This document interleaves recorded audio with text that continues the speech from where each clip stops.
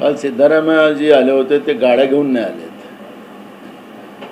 ते आपल्या मंत्रिमंडळातला एक मंत्री आणि ते स्वतः आले होते आणि त्यांना हजारोची गर्दी त्यांच्यासमोर आली आणि काँग्रेसकडून मोठ्या प्रमाणात अपेक्षा आहेत. यांना तेलंगणातून गाड्या आणावं लागतात, तेलंगणातून पूर्ण मंत्रिमंडळ आणावं लागतं आणि मतविभाजनाचे परिणाम काय होतात या पूर्वग्रामीण महाराष्ट्रामध्ये त्याची जाणीव या दोन निवडणुकीमध्ये 14 आणि 19च्या झालेली आहे.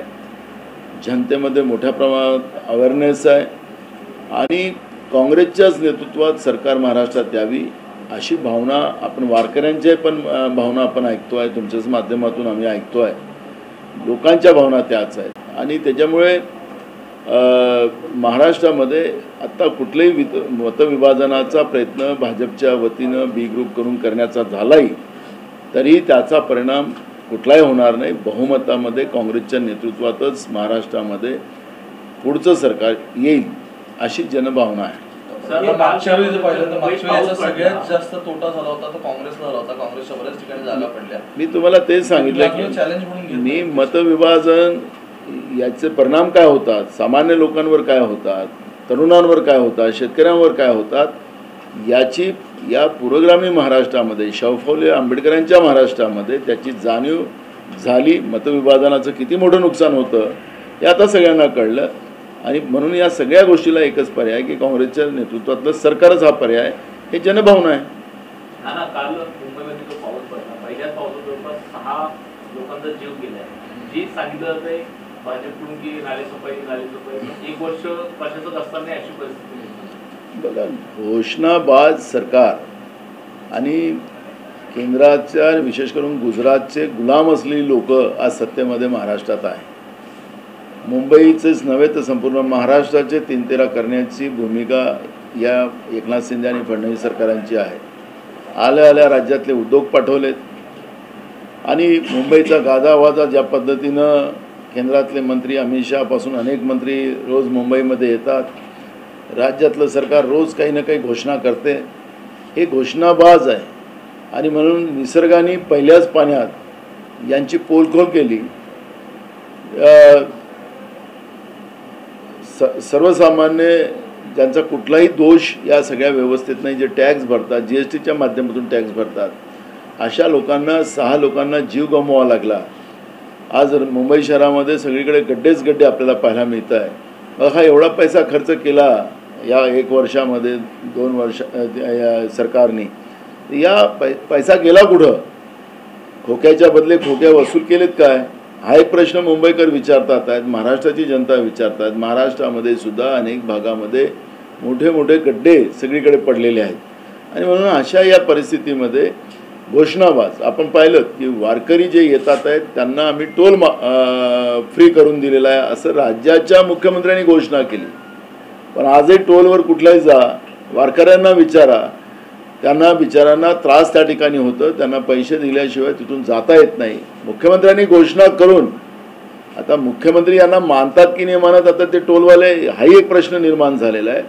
मला काल अनेक तक्रारी आल्यात, मी त्याच भागामध्ये दौऱ्यात होतो आणि आता ते म्हणलं की आम्हाला सरकारचा कुठलाही आदेश नाही, कारण की तो नियम असा आहे की टोल फ्री करायचा असेल तर तेवढा पैसा त्या टोल कंपन्यांना द्यावं लागतं सरकारच्या तिजोरीतून. अशी घोषणा करून फक्त माध्यमामध्येच आपला स्वतःचा गाजावाजा करायची ही भूमिका एकनाथ शिंदे आणि फडणवीस सरकारची असेल, त्याची जाणीव वारकऱ्यांना पण सुद्धा झालेली आहे. एक गोष्ट या ठिकाणी पाहायला मिळत आहे की राष्ट्रवादी काँग्रेस पक्ष आता ओबीसी अध्यक्ष देण्याच्या प्रयत्नात आहे.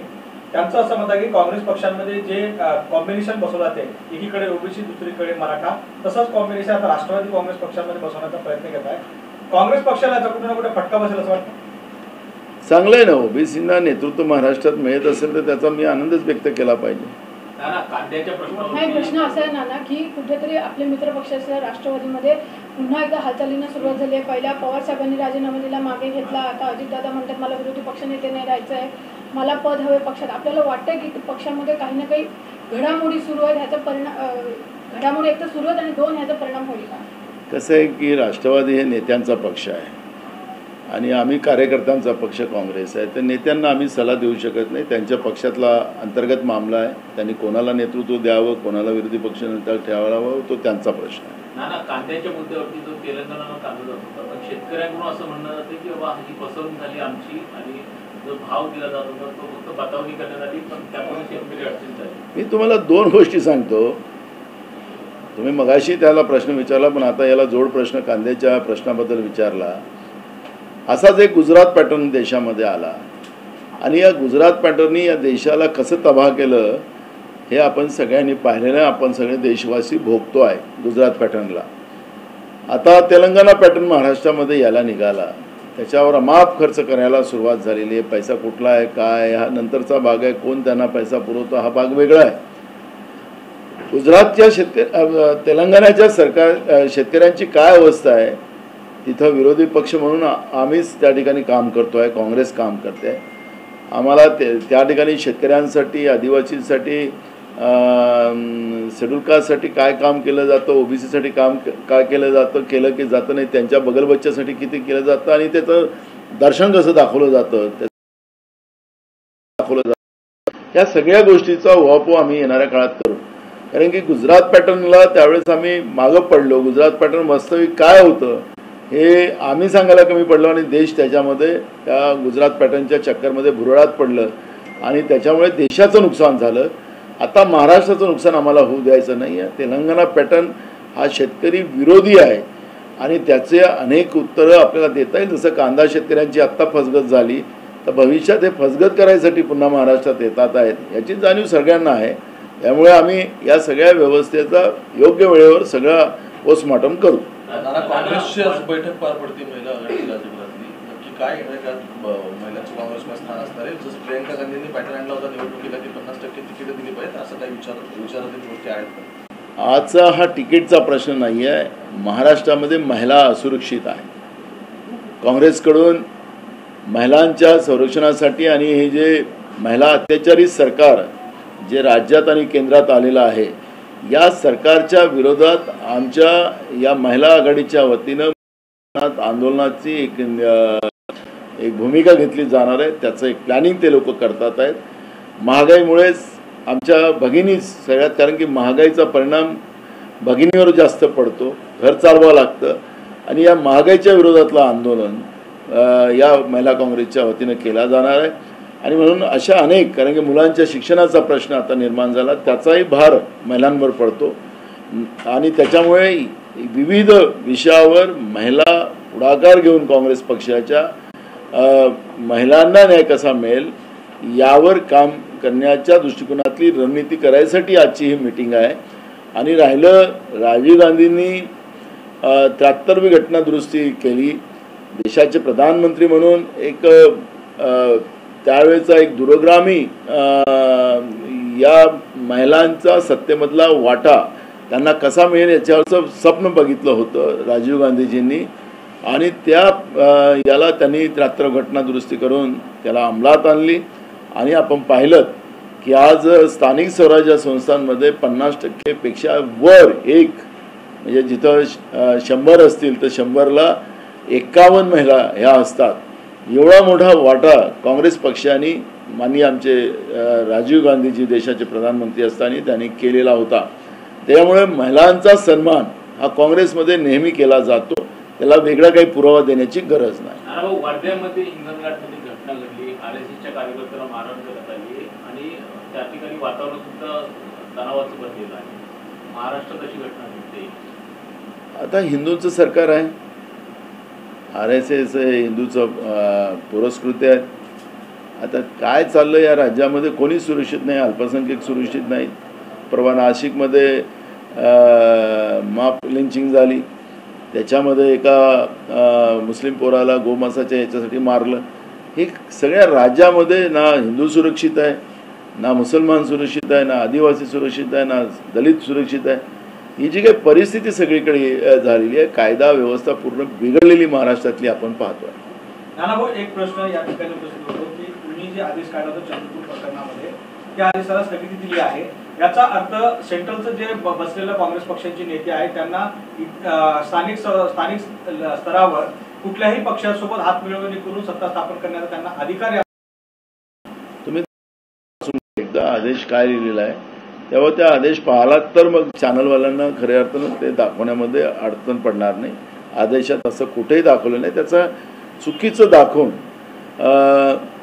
काँग्रेसच्या जी काही आमची जी सिस्टीम आहे त्याला बदनाम करण्याचं काम जे सुरू आहे ते कृपया करू नका अशी आमची आग्रहाची विनंती आहे. नानाभाऊ, आपले मित्रपक्ष आहेत शिवसेना आणि राष्ट्रवादी. एकीकडे सूरज चव्हाण आज ईडी चौकशीला गेले. काल जयंत पाटील यांच्या बँकेमध्ये देखील रेड पडली, तिथं देखील ईडीची चौकशी सुरू झाली. पुन्हा एकदा आपल्याला वाटतं की ज्या पद्धतीने कारवाई जी आहे ती सुरुवात झाली आहे. जशा जशा निवडणुका येतील तशा तशा दबाव तंत्राचा आणि तानाशा प्रवृत्तीचा जोर वाढेल याच्यामध्ये कोणालाही शंका व्यक्त करण्याची गरज नाही. पण हा जास्त अवधीचा कालावधी नाही, हा 6 महिन्याचा कालावधी आहे. या तानाशा प्रवृत्तीचा, या घोषित आणीबाणीचं आता लोकांमध्ये तीव्र चीड आहे आणि त्याचे परिणाम भाजपला आता भोगावं लागणार आहे. नाना, आदेशासंदर्भात आता तुम्ही उल्लेख केला. आदेशात म्हटलं होतं की Chandrapur shall be kept on hold. याचा अर्थ असा आहे की तुम्ही दिलेला आदेश आता होल्ड करण्यात आलाय, तर तो नक्की कशा केप्ट अँड होल्ड नाही म्हटलेलं आहे. जसं आहे तसं आहे. तुम्ही आम्हाला प्रस्ताव पाठवा आणि त्याच्यावरचा निर्णय आम्ही. बरोबर आहे ना. तर त्याला प्रस्ताव आम्ही पाठवलेला आहे. आता प्रस्तावाला मान्यता होऊन आता येईल आज उद्या. त्यानंतर त्या ऑर्डर तुम्हाला क्लिअर होईल. नानाभाऊ, तुम्ही प्रदेशाध्यक्ष आहात. प्रदेशाध्यक्षांनी केलेली जिल्हा अध्यक्षांनी केलेली कारवाई का प्रदेशाध्यक्ष एवढाही अधिकार नाही की त्यांना ते अध्यक्षाला बदलायचा आणि त्याच्यावर कारवाई करायची. दिल्लीमध्ये जातात केंद्रातूनही लगेच पत्र. बरोबर आहे. मी तुम्हाला सांगत आहे की एक पद्धत असते पक्षाची आणि त्या पद्धतीमध्ये चालावं लागतं आणि काँग्रेस पक्षाचा प्रदेशाध्यक्ष म्हणून आम्हाला त्याला फॉलो करावं लागतं. आम्ही करतोय. म्हणजे याचा अर्थ नाना पटोले त्या पद्धतीने चुकले का? मी कुठं चुकलं असं म्हटलेलं नाही. आम्ही प्रस्ताव पाठवलेला आहे. प्रस्ताव आता त्याला जी मान्यता येईल ते मान्यतांच्या नंतर आपल्याला खरं कळेल. नाही जर राहिलं ना तुमचं एक आणीबाणीच्या संदर्भावरती नानाभाऊ, ज्या पद्धतीनं आणीबाणीच्या संदर्भावरती भाजप म्हणते की त्यामुळे देशाचा पूर्ण इतिहास बदलला आणि तो कायमस्वरूपी काळाकुट्ट इतिहास झाला. खरं तर भाजपला इतिहासाचं घेणं देणं नाही आणि इतिहासही भाजपला माहिती नाही. आपल्याला माहितीसाठी सांगतो, 1975 मध्ये त्यावेळेस अमेरिका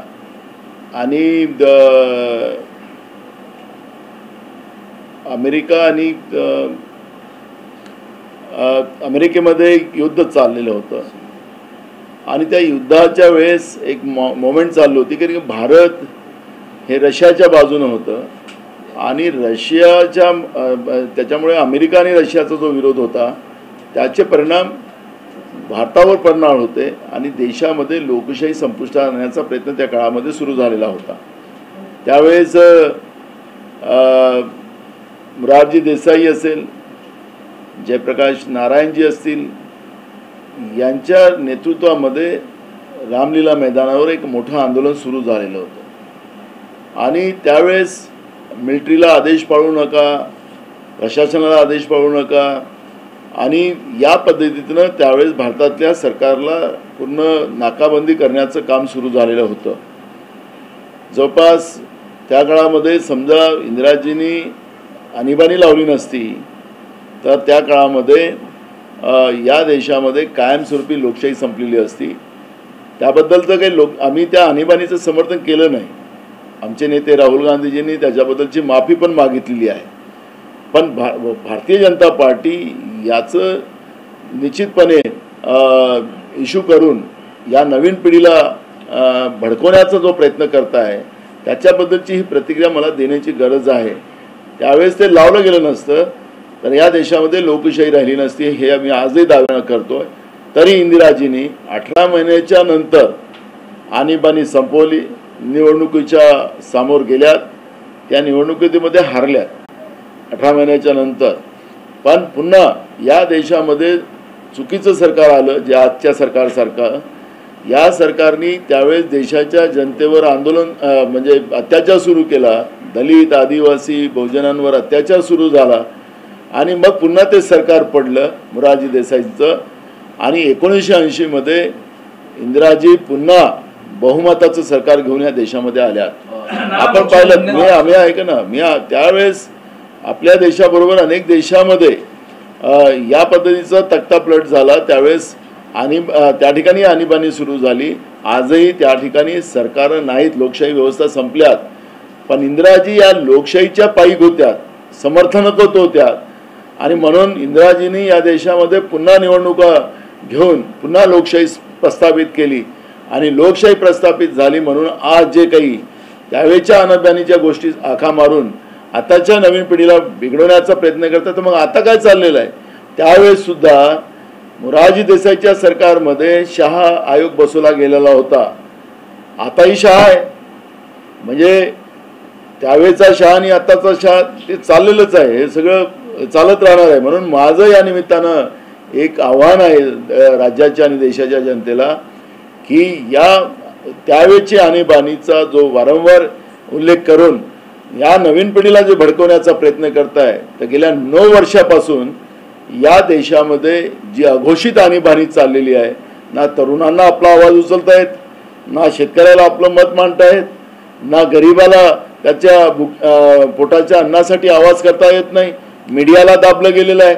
अशा या अघोषित आणीबाणीचं उत्तर भाजपनं दिलं पाहिजे आणि त्या 18 महिन्याच्या आणीबाणीचा उल्लेख करून त्याची माफी आमचे नेते राहुल गांधींनी मागितल्यानंतरही वारंवार भाजप समजा हे करत असेल तर या पूर्ण इतिहासामध्ये आम्ही जाऊन ज्यांचं इतिहासाशी काही संबंध नाही, ज्या या देशाच्या स्वातंत्र्याशी त्यांचा संबंध नाही, यांना उघडं पाडू ही भूमिका काँग्रेस पक्षाची आहे। नाना, एक प्रश्न असा की उद्धव ठाकरेंनी एक भाषणामध्ये म्हटलं होतं की व्हॉट्सअप चॅट फडणवीस यांच्या परिवाराची आपल्याकडे आहे ते उघड झाली तर अवघड होईल, तुम्ही कशा पद्धतीने बघताय याकडे?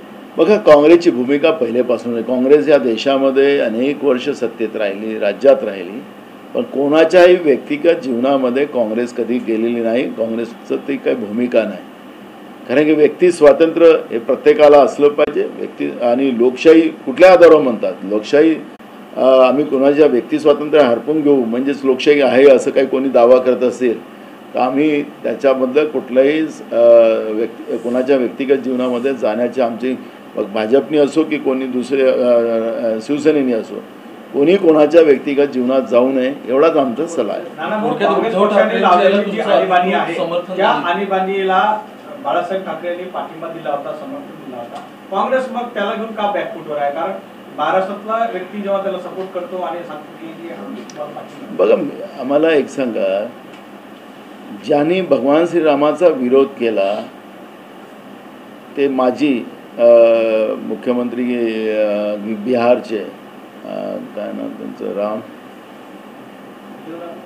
आता बीजेपीला आता अलायन्स नाही, जिताराम माझी, जितनराम माझी यांनी तर भगवान श्रीराम अस्तित्वातच नाही असं सांगितलं। आता भगवान श्रीरामाच्या नावानं गाजावाजा करणारी भाजप हे जे त्यांच्याशी अलायन्स NDA मध्ये त्यांना घेत असेल तर मग भगवान श्रीरामाचं काय झालं हा सवाल आम्ही विचारू ना।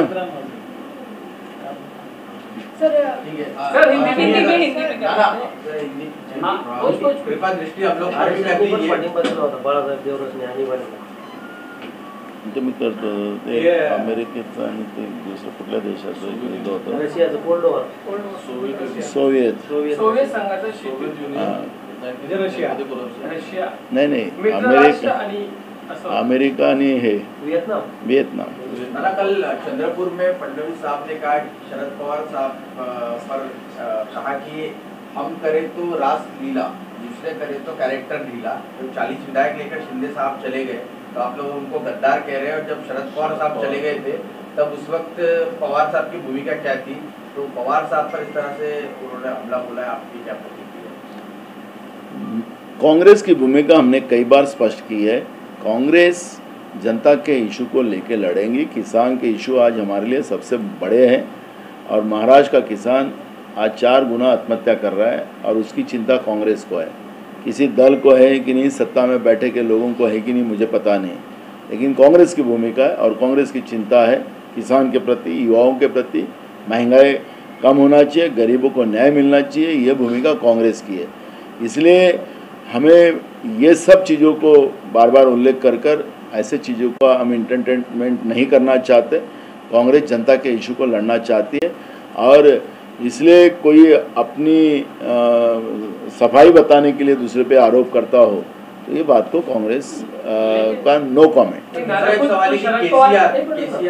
उसे जोड़ के बोलता हूँ, शरद पवार ने भी स्टेटमेंट में किया है कि अगर वो कह रहे हैं कि ये डिप्लोमेसी थी, मैंने कोई बेईमानी नहीं की, क्योंकि उस वक्त अगर 1977 में अलग हुआ तो मेरे साथ जनसंघ था, हर्षु आडवाणी थी, उत्तर राव पाटिल थे, कोई इसमें गलत नहीं किया। मैंने कहा ना कि हमें शरद पवार जी ने क्या किया, फडणवीस ने क्या किया, अमित शाह ने क्या किया, मोदी ने क्या किया, वो सेल्फ व्यवस्था के लिए उन लोगों ने क्या किया, उस पर हमारे पास जाने की ज़रूरत नहीं है। कांग्रेस हमेशा देश की जनता के लिए जिया है और जीते रहेगा, देश के लिए जिया जीते रहेगा, देश के संविधान के लिए भी जिएगा।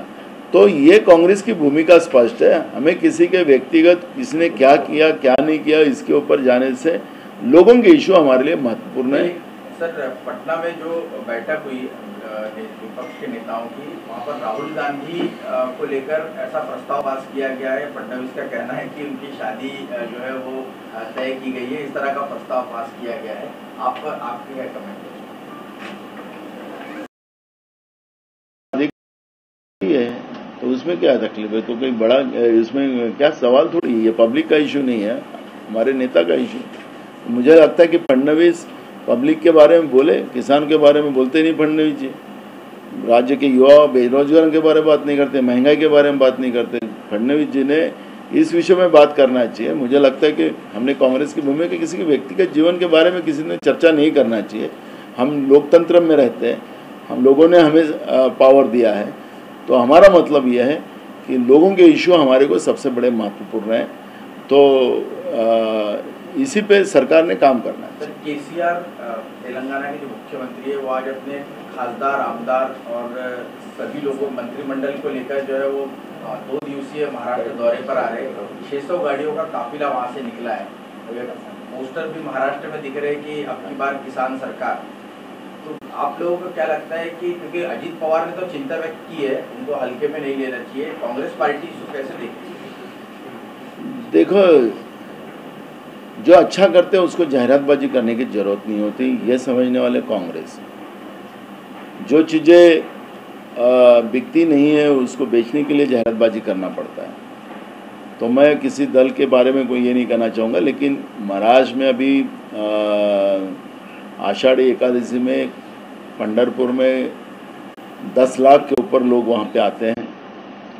इस तरह से पॉलिटिकल वहाँ का ये माहौल बनाया जाए तो कुछ कम ज़्यादा हुआ कल तो उसकी भी जवाबदारी फिक्स होगी।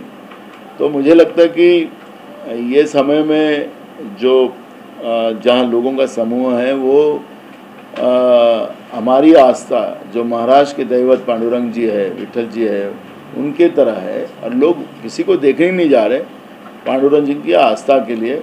और मैं खुद उस वारी में था, मेरे परिवार के साथ था और लोगों की भावनाओं को मैं बहुत वारकरी के भावनाओं से मैं बहुत परिचित हूँ। उनको कोई किसी से लेना देना नहीं रहता, कोई जात पात, कोई धर्मवाद, मुस्लिम भी वारी में रहते हैं। तो इस तरह का एक माहौल विविधता में एकता का जो महाराष्ट्र में चलता है उसको कोई बिगाड़े ना। इस और सरकार ये बिगाड़ने को कोई कोशिश करता हो तो ना बिगाड़ने को भी ना दे, यही सरकार को भी हमारी सलाह है। अजीत पवार कह रहे हैं कि उनसे मतलब जो केसीआर की पार्टी है उनको हल्के में लेने की जरूरत नहीं है। कांग्रेस पार्टी को लगता है कि उनकी दाल यहाँ पर गल पाएगी केसीआर के महाराष्ट्र में। देखो, गुजरात पैटर्न जिस तरह से फोकस किया गया था, एक्चुअली गुजरात क्या है वो सबको अब पता चल गया है। विचारधारा क्या है गुजरात पैटर्न की। मोरारजी देसाई जो मुंबई चोरने आए थे उस समय, तो वो मैं चोरने का ही शब्द यूज़ करता हूँ क्योंकि उसके लिए हमारे 105 लोग शहीद हुए थे और संयुक्त महाराष्ट्र की स्थापना उसके बाद हुई, तो ये मुंबई के लिए हुआ था। तो ये जो गुजरात पैटर्न है, तब अगर हमारी गलती है कांग्रेस की कि हम इसको ज़्यादा ओपन नहीं कर सके। लेकिन अब तेलंगाना पैटर्न जो है उसको हम पूरा तैयारी से है, उसका कोई असर नहीं पड़ेगा। और उसकी पूरी डिटेल, क्योंकि वहाँ वो किसान के साथ भी नहीं है, कुछ मुट्ठी भर लोग जो है, जैसे गुजरात पैटर्न में मुट्ठी भर मित्रों के साथ वो काम करते हैं, उसी को गुजरात पैटर्न बोलते हैं, तो वैसे ही तेलंगाना भी एक मुट्ठी भर लोगों के साथ है, और ना दलित के साथ है, ना आदिवासी के साथ, ना ओबीसी के साथ, ना अल्पसंख्यक के साथ है।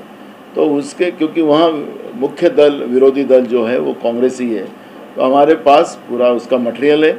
उसके परिणाम महाराष्ट्र के राजकारण में कुछ नहीं पड़ेंगे। कांग्रेस के लीडरशिप में ही महाराष्ट्र में आने वाली सरकार बनेगी। सर, हम बुल्डाना में देख रहे हैं कि फिर से जो नारे लगते हैं औरंगजेब को लेकर ओवैसी की सभा में, फिर से माहौल इस तरह का दिख रहा है, इस बारे में तो उसका हम समर्थन नहीं करते, क्योंकि औरंगजेब कोई उसका समर्थन ना मुस्लिम भी करते। आपको पता है कि कोल्हापुर में हो या जहाँ जहाँ भी ऐसी घटना हुई, वहाँ के मुस्लिमों ने उसको विरोध किया कि हमारे राज्य में इस तरह का कोई भी स्टेटस ना रखे, उसके बारे में कोई समर्थन ना करे। तो मुस्लिम धर्म के भी लोगों का उसमें विरोध है, और महाराष्ट्र की पूरी जनता का विरोध है, और ये कोई नहीं सहन करेगा। सूरज चौहान, और उसके बाद हम देखते हैं कि सांगली में जिस तरीके से बैंक पे कार्रवाई की दिशा में कदम बढ़ते हुए नजर आते हैं, क्या कह रहे हैं कि शिकंजा लगातार कसते जा रहे हैं क्योंकि आगामी चुनाव नजदीक है, इसलिए जैसे जैसे मोर्चा भी अनाउंस कर दिया गया है आदित्य ठाकरे के द्वारा बीएमसी के, वो जैसे जैसे इलेक्शन पास आएंगे वैसे वैसे तानाशाह प्रवृत्ति बढ़ते जाएगी। जो ईडी और सीबीआई जो उनके पास जो लोगों को डराने के लिए एक व्यवस्था बना के रखी है नरेंद्र मोदी की सरकार ने, उसका फायदा लेकर कई राजनीतिक विरोधी दलों को डराया जाएगा। ये कोई नई बात नहीं रही है, 2014 से हम लोग देख रहे हैं। अब 6 महीने का कालावधि है, मोदी सरकार का काउंटडाउन अब शुरू हो चुका है। अब देश की जनता और देश का अपोजिशन इनको नहीं डरेगी। अब इनको सबक सिखा है कि लोग अब चैन की सांस लेंगे, ऐसी परिस्थिति है पूरे देश में। धनगर आरक्षण एक बहुत बड़ा मुद्दा रहा है। जब कल सिद्धरामैया जाते हैं बारामती में और धनगर समाज को संबोधित करते हैं, सुप्रिया सुले कहती है धनगर आरक्षण को लेकर हम बहुत आग्रही हैं। बीजेपी ने इस मामले में कुछ नहीं किया अब तक, ये पूरा मामला देखते हैं। धनगर समाज को एनसीपी अपने पास खींचने की कोशिश कर रही है। मुझे ये लगता है कि बीजेपी के हमारे देवेंद्र फडणवीस जी हमेशा कहते थे कि हमारी राज्य की सरकार और हमारे केंद्र की सरकार आई तो हम बंजारों को हम आदिवासी स्टेटस देंगे, धनगर को आदिवासी स्टेटस देंगे, ऐसा कर कर उन्हें घोषणाएं बहुत की। लेकिन केंद्र और राज्य में सरकार आने के बाद भी वो ना बंजारा को साथ और ना धनगरों को न्याय नहीं दे सके। तो मुझे लगता है कि जो बातें हो सकती है उसी बातों में चर्चा करना चाहिए, ऐसा कांग्रेस की भूमिका है। हमारे नेता राहुल गांधी जी ने और विशेष करके कांग्रेस के राष्ट्रीय अधिवेशन में हमने एक भूमिका स्पष्ट की और उसमें कहा कि जाति निहाय जनगणना अब ये जरूरी हो गया है देश के लिए। देश के सभी जो समाज है जिनको आज भी सामाजिक, आर्थिक और शैक्षणिक लाभ नहीं मिला है, ऐसे समाज को अगर न्याय देना हो तो उसमें जाति निहाय जनगणना होना चाहिए। और जाति निहाय जनगणना एक बार हो गई तो मुझे लगता है कि ये सब प्रॉब्लम्स सॉल्व हो जाएंगे, हमारे धनगरों के हो जाएंगे, हमारे बंजारों के, जो भी जातियाँ आज भी न्याय की प्रविष्टता में है वो सबको न्याय मिलेगा। और वो विश्वास के साथ कांग्रेस पूरे काम करेगी और समाज, हर समाज को न्याय देने की भूमिका कांग्रेस पार्टी। पटना में जो अपोजिशन मीट हुई है उसको अमित शाह ने एक फोटो अपॉर्चुनिटी कहा है। हालांकि आज सामना में एक बात मेंशन हुई है कि मणिपुर जैसा वायलेंस इरप्ट हो सकता है अगर ईवीएम जो है वो टैंपर किया गया और बीजेपी ईवीएम टैंपर किए बिना जो है जीत नहीं सकती। पहले जेपी नड्डा ने कहा था कि 400 सीट्स जीतेंगे वो, और फिर अमित शाह ने 300 सीट्स मेंशन किया है। तो मणिपुर जैसी स्थिति बन सकती है पूरे देश में और लोग एक्सेप्ट नहीं करेंगे इस फैक्ट को। कैसे देखते हैं इस बात को? देखो, हमारी डेमोक्रेसी में और हमारे संविधान में एक बात को स्पष्ट किया है कि हमारा जो वोट है हमारे व्यक्ति स्वातंत्र की सबसे बड़ी नींव होती है। अगर हमारे वोट को हमें लगता है कि हमने जो जिस कैंडिडेट को हमने वोट दिया है वो गलत जगह जा रहा है, इस तरह का अविश्वास अगर लोगों के बीच में आता हो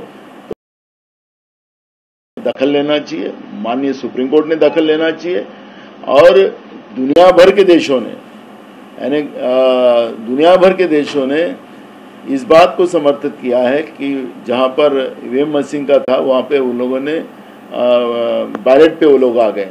तो जब दुनिया में होता है तो देश हिंदुस्तान में क्यों नहीं होता? क्योंकि देश दुनिया का सबसे बड़ा लोकतांत्रिक देश है हिंदुस्तान है।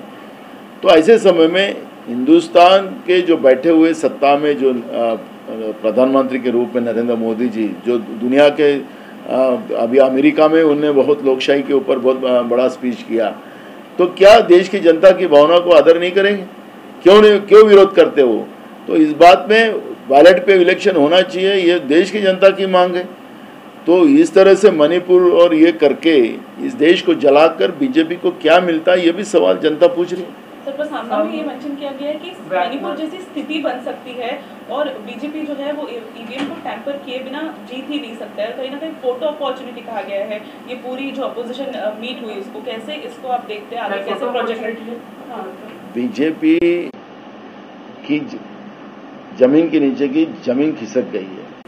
जिस तरह से हमारे नेता राहुल गांधी जी ने कन्याकुमारी से कश्मीर पदयात्रा करने के बाद, भारत जोड़ो यात्रा के बाद, जो लोगों का विश्वास कांग्रेस के प्रति और कांग्रेस के सहयोगी दलों के बारे में बढ़ा है, उसलिए बीजेपी के पैरों के तले जमीन खिसक गई है और इसलिए इस तरह से बेबाक स्टेटमेंट कर जनता की दिशा भूल करने का काम अमित शाह जी कर रहे हैं। तो कहीं ना कहीं लग रहा है कि बीजेपी जो है वो अपोजिशन मीट से डर गई है, इसलिए पहले 400 बोल रही थी, अभी 300 बोल रही थी। मैंने कहा ना, वो सत्ता में नहीं आ सकती बीजेपी अब सत्ता से बाहर जाने का समय आ चुका है। लोगों का मानस, मैं आप लोगों की भावनाओं को समझिए, क्योंकि मैं एक पॉलिटिकल व्यक्ति हूँ, मैं बोलूँ तो मैं लोग बोलेंगे कि और आप भी बोलेंगे कि मीडिया कि नाना पटोले अपनी पार्टी की बात करता है। तुम पब्लिक से बात करिए, पब्लिक भी यही कहेंगे कि अब बीजेपी नहीं होना चाहिए, बीजेपी सत्ता से बाहर होना चाहिए, कांग्रेस की लीडरशिप में पुनः देश में और राज्यों में सरकार आना चाहिए। ये जनता की भावना है। सेफ नहीं है शहर में, इसके रिलेटेड क्या महिला मोर्चा आपका प्रोटेस्ट करेगा? कैसे आप देखते हैं? आज आपकी मीटिंग भी है इसके। देखो, महाराष्ट्र में आज महिला असुरक्षित है। आपने देखा होगा कि सावित्रीबाई फुले जो हॉस्टल है, जहाँ पर जो मंत्रालय को लगकर है चरनी रोड के ऊपर, वहाँ पर एक लड़की को बलात्कार होता है, उसको जान से मारा जाता है। ऐसी कई घटना, फिर लोकल ट्रेन में हो, वहाँ पर महिला सुरक्षित नहीं है, लड़कियाँ सुरक्षित नहीं है। तो ये जो स्थिति महाराष्ट्र में बन चुकी है, उस विषय को एक मजबूती से कैसे लड़े जाए, महिलाओं को कैसा न्याय मिला जाए, महंगाई जो बड़े पैमाने में बढ़ाई गई है उसके बारे में महंगाई कैसे कम की जाए और कैसे मोर्चा तैयार किया जाए, बच्चों की पढ़ाई का सबसे बड़ा प्रश्न खड़ा हो चुका है, उसके बारे में भी बहुत बड़ी चर्चा आज हमारी महिला कांग्रेस के संगठन में होने वाली है और उसकी लड़ाई महिला कांग्रेस लड़ेगी। सर, बट इतना लेट क्यों? ये चीज़ जो है वो 2-3 हफ्ते पहले ही हो चुकी है। कहीं ना कहीं बाकी पक्षों ने भी इसका विरोध ये कर दिया था, पर इतना लेट क्यों? अभी कांग्रेस ने इस घटना हुई उसका विरोध भी किया, एजिटेशन भी किया, लेकिन अब बड़े पैमाने में करना है हमें, क्योंकि ये सरकार अंधी और बहरी सरकार है, राज्य में बैठी हुई है एकनाथ शिंदे और फडणवीस की। इसको जगाने के लिए महिला मोर्चा अब ताकत के साथ ये लड़ेगी। ये इशारे से या छोटे एजिटेशन से ये सरकार मानने वाली नहीं, इसको जगाने के लिए बड़े समूह के साथ लड़ना पड़ेगा। ये इसीलिए आज का ये मीटिंग रखा गया। सर, 1 जुलाई को जो मोर्चा है आदित्य ठाकरे का करप्शन के रिलेटेड बीएमसी का, क्या आप उसमें शामिल होंगे? उन्होंने इनवाइट किया है मित्र पक्षों को, इवन अपोजिशन पार्टीज को भी उन्होंने बोला है कि आप हमसे आके। नहीं, हमारे से अभी कुछ बात नहीं हुई, बात होंगी तो हम भी जाएंगे। नवी मुंबई में पीएफआई के पोस्टर्स कई जगह पे नजर आ रहे हैं। आपने कर्नाटक इलेक्शन में पीएफआई और बाकी संगठनों को बैन करने की बात की, पीएफआई अब नवी मुंबई में नजर आता है, पोस्टर्स नजर आते हैं। देखो, अब राज्य की सरकार चल रही है, अब ये सरकार को हमें लगता है कि समय है 1 साल और, तो इसलिए ये सरकार क्या करती देखते हैं। अगर ये सरकार नहीं करेगी तो राज्य के लिए अच्छा जो करने का है उसका प्लानिंग हम बताएंगे लोगों को, और लोगों का समर्थन लेकर सत्ता में आने के बाद में ये सब चीज़ों को हम अमलवाजी करेंगे।